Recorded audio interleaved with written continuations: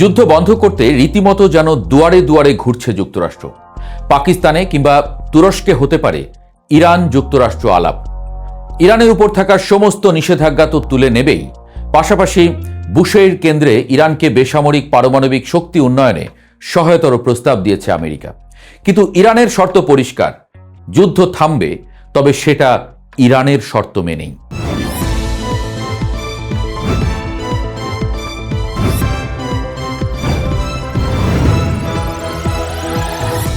Israeli সংবাদ মাধ্যম channel 12 বলছে, যুদ্ধ বন্ধে 5টি শর্ত দিয়েছে ইরান।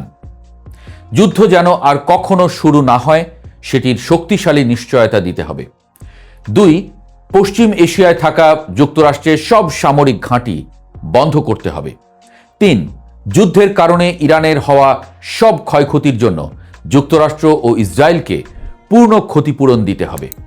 4, হরমুজ প্রণালীর উপর নতুন করে একটি আইনি ব্যবস্থা কার্যকর করতে হবে, যার মাধ্যমে এই এলাকা মূলত ইরানের নিয়ন্ত্রণে থাকবে।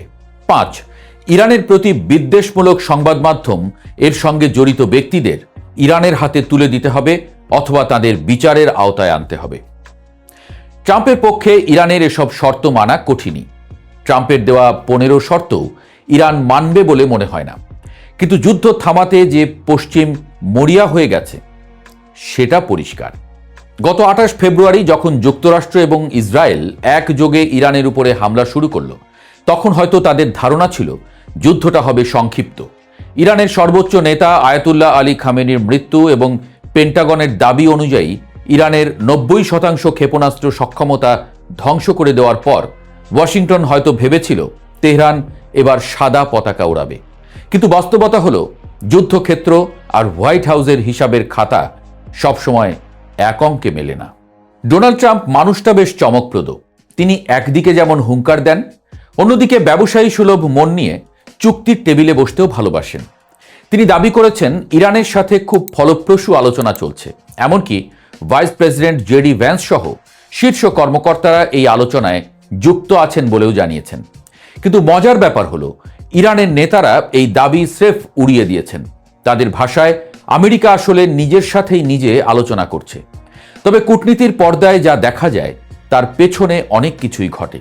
পর্দার আড়ালে পাকিস্তান, তুরস্ক এবং মিশরের মতো দেশগুলো দুই পক্ষের মধ্যে এক ধরনের পরোক্ষ যোগাযোগ স্থাপন করেছে বলে খবর রটেছে। পাকিস্তানের সেনাপ্রধানের হাত ধরে ট্রাম্পের একটি 15 দফার শান্তি প্রস্তাব তেহরানে পৌঁছেছে। আর ইরানও পাকিস্তানকে দূত হিসেবে মেনে নিয়ে জানিয়েছে প্রয়োজন হলে তুরস্কেও শান্তির বৈঠক হতে পারে।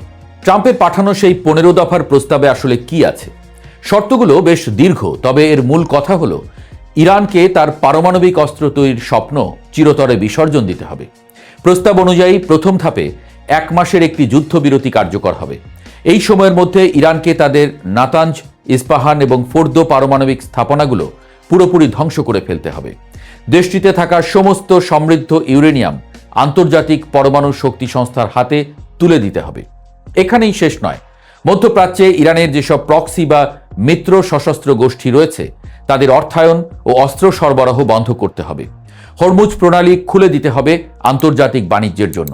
তবে এই দীর্ঘ দাবির পাশাপাশি কিছু পুরস্কারও ঝুলিয়ে রেখেছে আমেরিকা। ট্রাম্প প্রশাসন আগে চাইতো ইরানের পুরো ব্যালিস্টিক মিসাইল কর্মসূচি ধ্বংস করতে, কিন্তু এখন তারা কিছুটা ছাড় দিয়ে ইরানকে 1000 মাঝারি পাল্লার মিসাইল রাখার প্রস্তাব দিয়েছে। সবচেয়ে বড় প্রলোভনটি হলো ইরানের উপরে থাকা বছরের পর বছর ধরে চলা সমস্ত আন্তর্জাতিক নিষেধাজ্ঞা তুলে নেওয়া হবে এবং বুশের পারমাণবিক কেন্দ্রে বেসামরিক বিদ্যুৎ উৎপাদনে আমেরিকা উল্টো ইরানকে সাহায্য করবে। মজার বিষয় হলো যে অজুহাতে ইরানে আক্রমণ শুরু করল যুক্তরাষ্ট্র, অর্থাৎ বর্তমান সরকার পতনের বা রেজিম চেঞ্জ, সেটার কোনো কথাই এই প্রস্তাবে নেই। অর্থাৎ এখানেই গোহারা হেরে বসে আছে পশ্চিম, এমনটাই মত বিশ্লেষকদের। আমেরিকার এত সব প্রস্তাব শুনে ইরানের প্রতিক্রিয়া কি? সোজা কথায় একগাল হাসি। ইরানের রেভলিউশনারি গার্ড কোরের মুখপাত্র ইব্রাহিম জুলফাকরি রাষ্ট্রীয় টেলিভিশনে ট্রাম্পকে রীতিমতো খোঁচা দিয়ে বলেছেন নিজেদের পরাজয় ঢাকতে যেন তারা এই পরিস্থিতিকে সমঝোতা বলে চালানোর চেষ্টা না করে। তিনি স্পষ্ট জানিয়ে দিয়েছেন ট্রাম্পের মতো মানুষের সাথে তারা কখনোই কোনো চুক্তিতে যাবেন না। ইরানের এই আত্মবিশ্বাসের কারণ বুঝতে হলে তাদের অভ্যন্তরীণ রাজনীতি এবং যুদ্ধক্ষেত্রের বাস্তবতা বুঝতে হবে। প্রেসিডেন্ট মাসুদ পেজেশকিয়ান হয়তো কিছুটা নমনীয়। তিনি রাশিয়া এবং পাকিস্তানের সাথে কথা বলে শান্তির ইচ্ছা প্রকাশ করেছেন, তবে সেটিও ইরানের শর্ত মেনে। কিন্তু আসল ক্ষমতা যাদের হাতে, সেই আইআরজিসি মনে করছে এই যুদ্ধ তাদের অস্তিত্বের প্রশ্ন। সুপ্রিম ন্যাশনাল সিকিউরিটি কাউন্সিলে মোহাম্মদ বাঘের জোলগাদ্রের মতো সাবেক আইআরজিসি কমান্ডারের নিয়োগ প্রমাণ করে যে ইরান আপোষের চেয়ে দীর্ঘস্থায়ী সংঘাতের জন্যই নিজেদের বেশি প্রস্তুত করছে। তারা বিশ্বাস করে কূটনীতির চেয়ে যুদ্ধই তাদের অর্থনীতিতে বেশি সুবিধা এনে দিয়েছে।